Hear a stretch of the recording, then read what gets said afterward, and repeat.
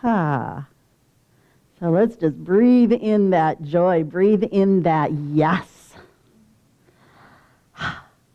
Trick or treat.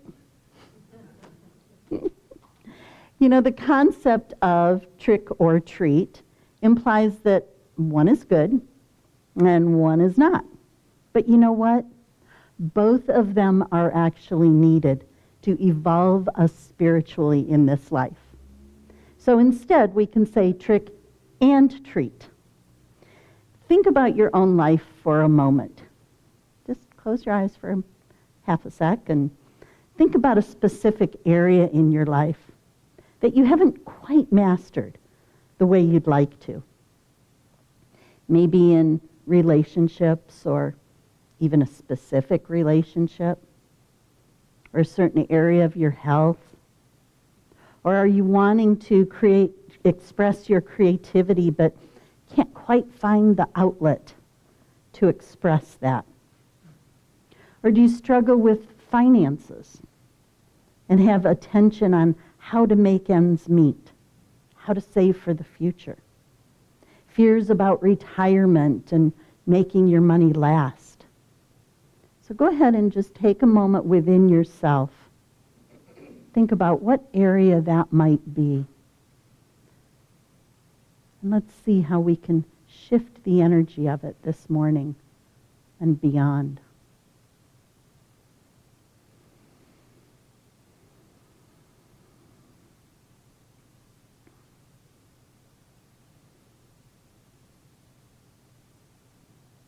All right. And just know that that's just kind of sitting there, being transformed as we go through this morning. You know, we often start our prayer, or prayer treatments, as they are often called in New Thought. We start them by recognizing God, saying that there is only one God that is everywhere, being everything, all the time. You've heard me say that many times. You've heard Reverend Stephanie say that many times. Well, if we truly believe that, then why aren't we experiencing it in every area of our life, including the area you were just thinking about? The answer is illusions. We live in a series of illusions, and over eons of human conditioning and race consciousness, generations of parents and teachers and society teaching us from birth how to be in the world, how the world is. Our mind has been tricked into believing these countless illusions. So we're going to tune into a few of the most powerful illusions. And these concepts come from the book Communion with God by Neale Donald Walsch. And he calls this the illusions of humans. Each one builds on the one before it, and we end up trapped, living in these illusions because we've been tricked into believing that they're true. Spoiler alert, they're not true. So, what are these illusions of humans? The first one is need. We imagine that need exists. This is the biggest illusion. All the other illusions build on this one. Need is non-existent in the universe. How can it be? If God is all there is, how could there be anything else? So how could God need anything? God already is everything. Everything already is God. Life, the universe. Life is a natural unfolding of what is. And life needs nothing to occur except what is already occurring. That's all life needs, is to continue to unfold. The universe does not require a particular result. Let me say that again. The universe does not require a particular result. It's us humans who put our expectation on what that end result should be. The universe actually is already the result. It's everything. So need is non-existent in the mind of God. But what about in your own mind? Do you feel you need something to survive? You know, even the idea of surviving is an illusion. You know, we may take on a different form after we leave this world, but we live on eternally. So we really don't need anything to survive because we are eternal. But let's assume that this concept is true. What about just day-to-day needs? Do you need something to be happy or happier? Nope, that's an illusion too. Nothing makes God unhappy. We can be happy regardless of what conditions are going on around us. In fact, when we choose to be happy and peaceful within, the conditions around us change. But at some point in history, humans decided that they needed to feel better. They needed to mask the pain that they saw out and around them to feel happiness. They forgot that happiness was a state of mind, that happiness was an inside job. And so they created this first illusion of need. But if God is all there is, this illusion doesn't even make sense. The truth is, God needs nothing. But instead of seeing how illogical the idea of need was, humans created a second illusion to fix the illogical aspect of the first one. This was the illusion of failure. So humans bypassed logic and decided that need exists, and if God's needs, or our needs, aren't met, then God has failed, or we have failed God. Failure does not exist. But there are experiences in life that we call failure. We've forgotten who we are, and we see what we call imperfections within ourselves, around us, and all around the world. We look at those imperfections, what we call imperfections, and go, failure, not measuring up. When we look from inside the illusion is all we can see. We see things lacking, or wanting, or falling short, instead of accepting that everything is exactly as is. We look out and we name it failure, instead of just looking and going, this is what is. Now, if the one source of all that is everything, then how can it need anything? And if that's true, how can it fail to be? How can it fail to do? How can it fail to have anything? And if who we are is God, then we can't fail at anything. Everything we are doing must be an act of pure creation by the purest creator, and therefore perfect. We are creator creating creation. Ralph Waldo Emerson said, I, the imperfect, adore my own perfect. God cannot fail, and neither can you. But again, humans bypassed that logic and hung on that failure exists. And if we can fail, then we must be other than God. Because God, we can go with the God is perfect, but we can fail. Therefore, there's God and there's us. We've just separated. There's just these imperfect segments of life all over the planet. You over there, me over here, God up there. And of course, we are other than God now. which created the illusion of disunity. Other than. And other than implies that there is more than one. We see other than me everywhere.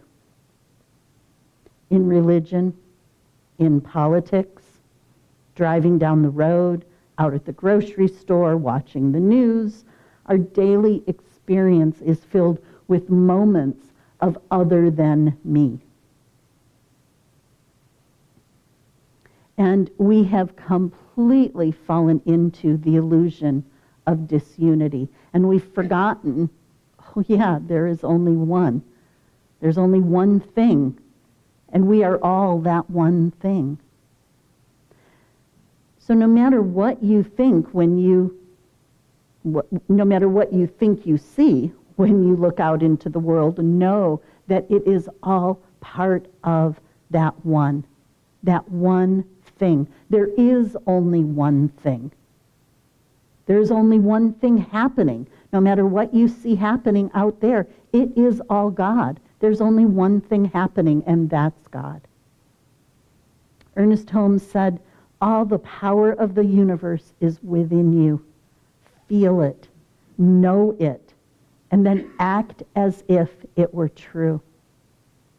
So when you have a challenge in life or are looking for answers or advice, go to the divinity within your own being and ask for guidance. Anything you need to know is already within you. We are not separate from God. We are not separate from each other. We are not separate from anything. We are individuated expressions of divine presence. There are 7 billion people on the planet, and there are 7 billion versions of God. An endless variety within God's unity. Individual expressions that are not separate, but can be individually expressed. But again, humans bypassed that logic and hung on to the illusion that disunity exists. So then humans created this illusion of insufficiency, because now there's all these separate people doing all their own disconnected thing, so now we have to compete. We have to compete at home, in the workplace, on the battlefield, in the marketplace, in religious organizations, because there might not be enough. There might not be enough. Not enough. Not enough resources, not enough money, not enough time, not enough fame, not enough love, not enough God, whatever. Now we can choose. We can stay within this illusion and be in competition with every other living thing and all other human beings. When we forget it's an illusion, when we forget we're being tricked, the illusion creates our life experience, even though it doesn't make any sense. A thing can't be insufficient when I am one with God, and God wants and needs nothing. But it's easy to see how one illusion builds on the next, each one creating a need for the next. So now enters the illusion of requirement. Because if there's an insufficient supply, then we're required to earn our way in. That we have to do certain things or be a certain way to please God, to earn God's love, to earn parents' love, children's love, meet expectations of society. Which, of course, then led to the illusion of judgment. Because now someone has to decide if we've met those requirements. Family, society, churches, business, and of course now God is judging us, we think. And we're judging each other. And we're judging ourselves. Those feelings of not good enough.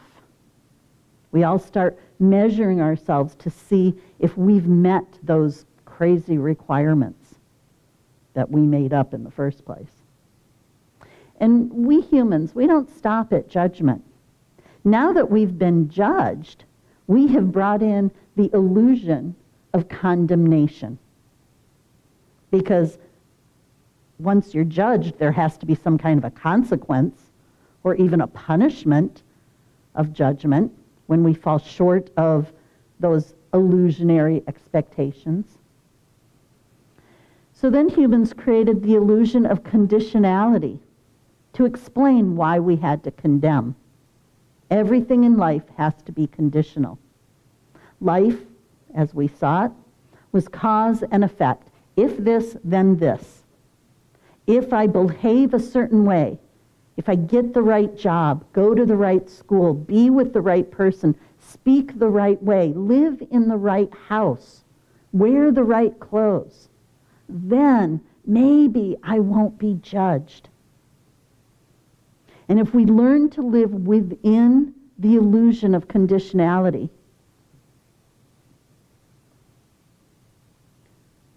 we work to get to that point of meeting all those crazy expectations so that we won't be judged, so that we don't have to earn our way in, so that there won't be consequences, so that we don't discover within the illusion that everything is conditional, love is conditional. I'll be in good graces of my family, society, God. That's all saying that God's love is conditional.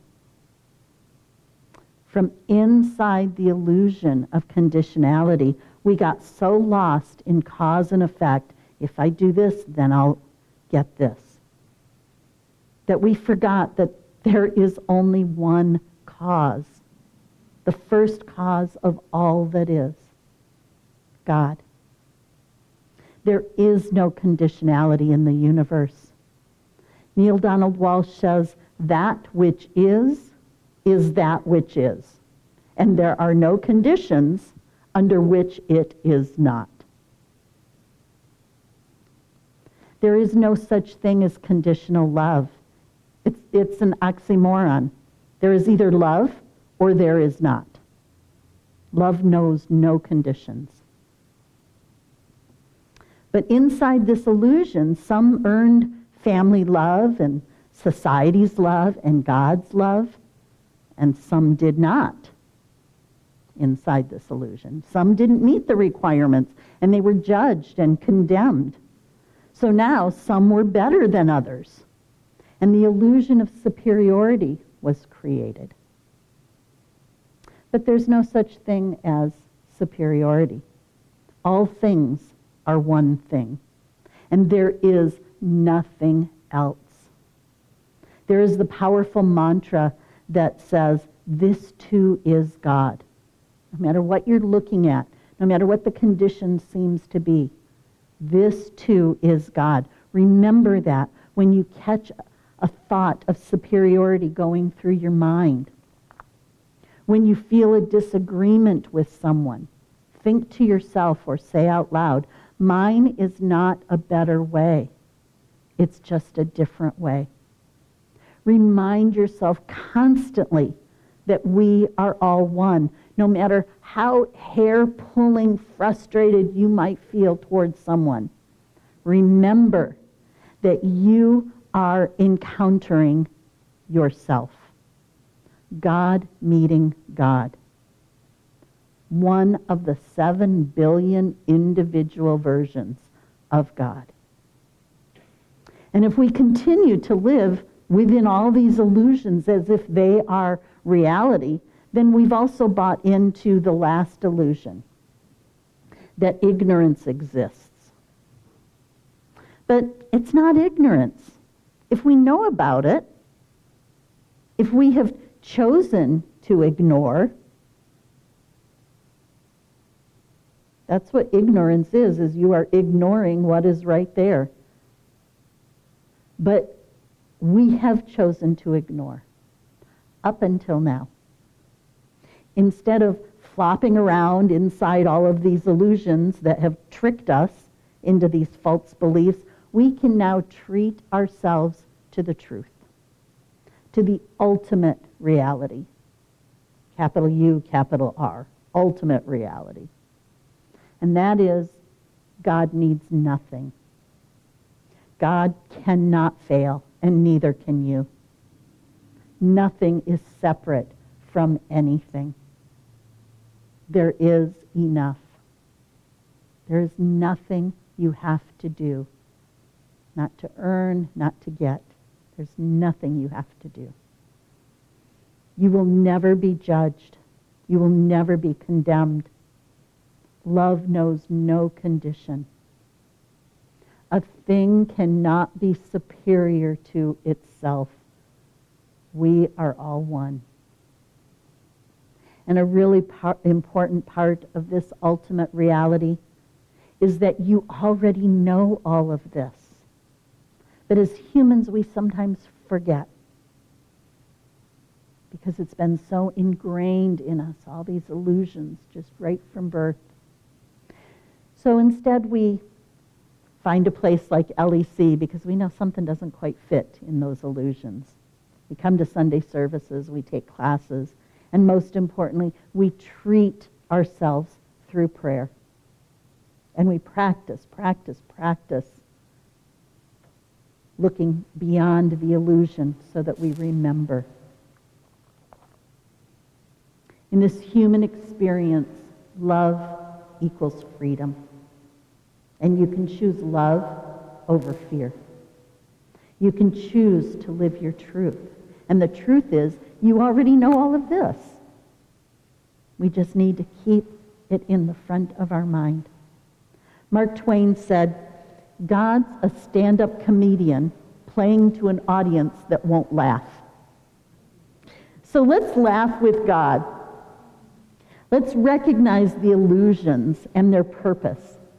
We can choose to use the illusions to shift our thinking and create our own experience, a life we truly want, knowing that everything is a state of mind.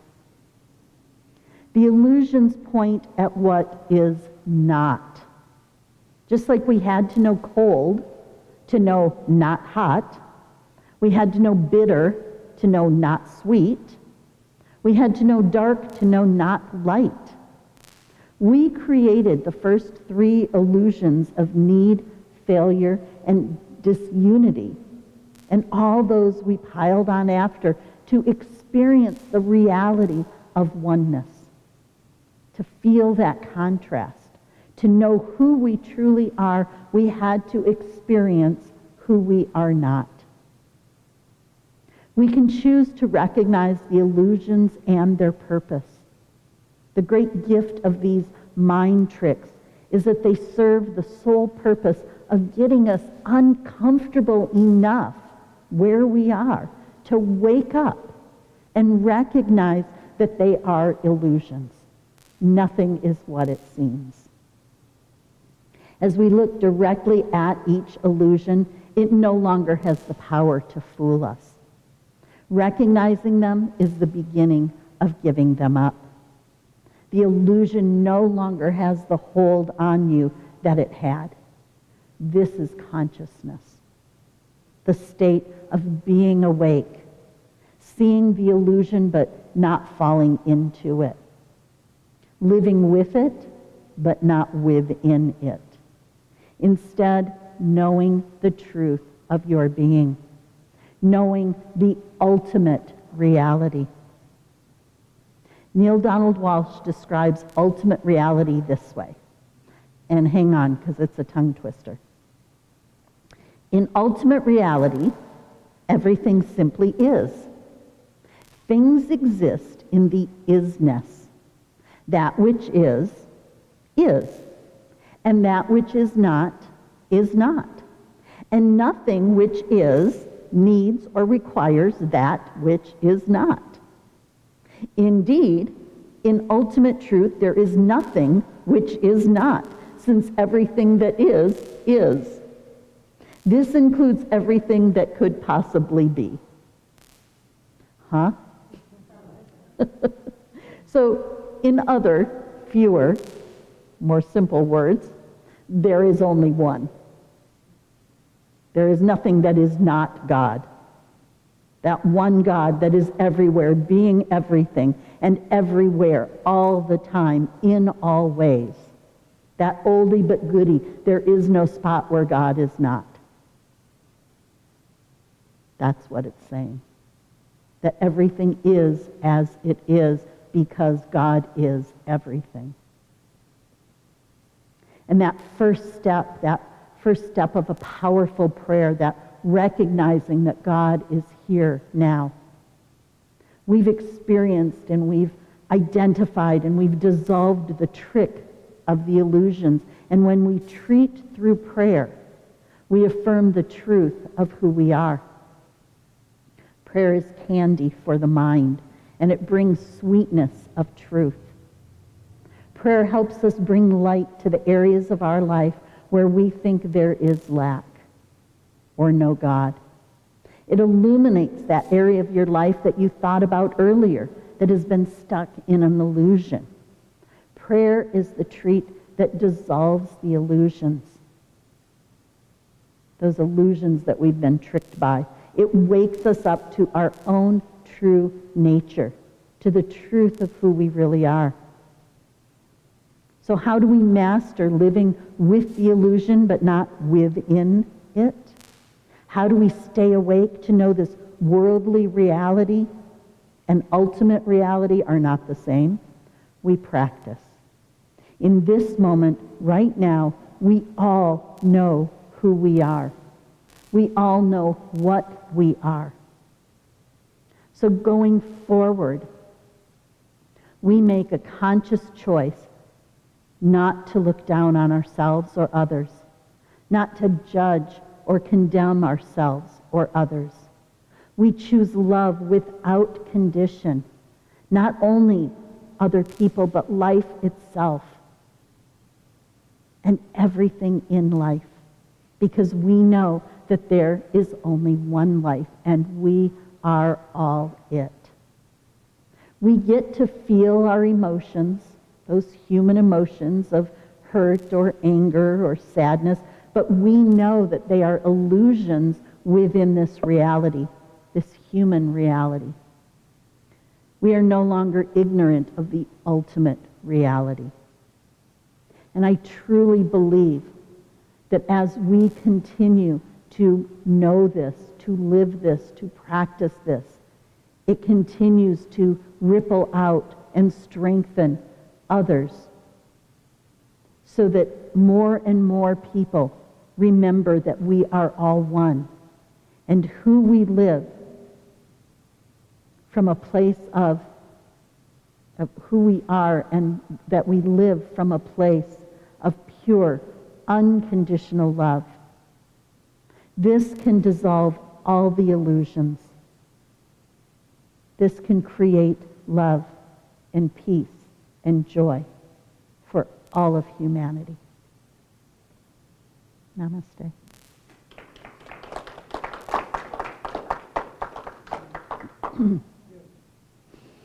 Yes, yes, yes.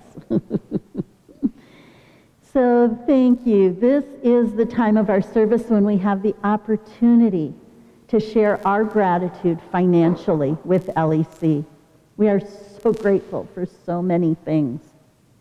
We're grateful for Reverend Stephanie, who is such a loving embodiment of this beautiful teaching. Grateful for everyone who has been working behind the scenes, getting this, amazing adventure that we're on, prepared for what's next for LEC.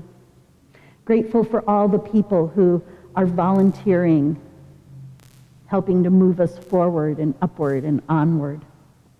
And we're grateful for all of you who watch each week and continue to support LEC. We couldn't do this without you. So if you'd like to express your gratitude and financially support LEC, here's how you can donate. On Facebook, at facebook.com/Life Enrichment Center, there's a donate button. On the website, lecflint.com, there's a donate button. You can pay via PayPal, and the email is lec2512@gmail.com. Or you can always mail a check to Life Enrichment Center, P.O. Box 321-294, Flint, Michigan 48532. And for those of you here in person, Janice will be around for the gratitude offering as we listen to the heartfelt song, I Am Blessed, by sung by Marcia Allen, Nick Calandro, Pat Cronley, and it'll be followed by our gratitude prayer.